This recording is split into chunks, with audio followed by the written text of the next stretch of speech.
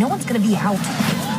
Hey, what's happening, guys? I hope everyone is doing well, so let's talk about this new comedy called Rough Night, starring Scarlett Johansson, Kate McKinnon, Zoe Kravitz, Jillian Bell, and Ilana Glazer. This one is directed by Lucia Aniello, and it follows a bachelorette party gone wrong when a group of old friends meet up for some fun before one of them gets married, and they accidentally kill a stripper, and over the course of the night, they decide what to do with this body and whether or not they should go to the police, and of course, they run into plenty of comical obstacles along the way. Now, I will be honest, I didn't have any expectations for this movie after watching the trailer for a couple reasons. First, it looked like nothing more than a collection of comedic bits that have all been done before with all the usual regurgitated jokes, and another being that one of my favorite dark comedies is Very Bad Things from 1998, which this film is a clear copy of, but Very Bad Things worked because it went all in on the dark comedy and it used clever and witty delivery, and in the end it just created a memorable and lasting film. And from what the trailer showed, I knew this movie was going to be nothing more than that premise slapped together with the usual raunch-com template, which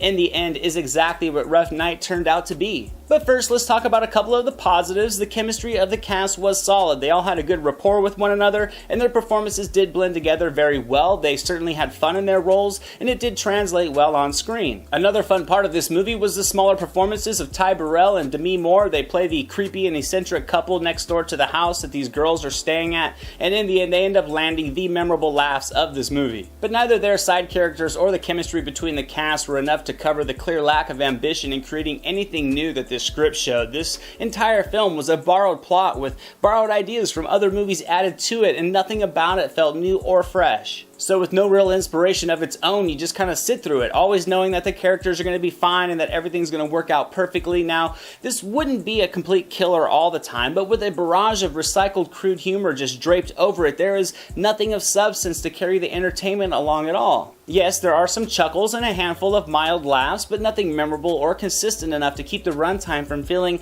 twice as long as it really was. Also, Jillian Bell was just relentless in this movie, and her performance was extremely fatiguing as she just never takes the foot off the gas of her usual stick. None of the characters had any personality of their own, and in the end, they were just cut and paste character types and nothing you can invest in, despite none of the performances really being a drawback of the film other than Bell's. Now, finding little to no fun in this movie has nothing to do with the female cast as much as it has to do with just a recycled script. You could take 5 of the biggest male names in comedy and put them in this movie, and the result would still be the same, a generic comedy with just borrowed concepts and nothing creative of its own. And in the end, Rough Night was a rough hour and a half to sit through, and on the entertainment meter, I'm going to have to give it a 30%. It could have been much better if it had something unique to offer, but with such a retread of just past films, we have already seen this movie before many times, done better. And those are my thoughts on Rough Night, guys. Let me know in the comments below if you're interested in seeing this comedy. Also, don't forget to drop this review a like if you enjoyed it, and make sure to subscribe so you never miss anything new.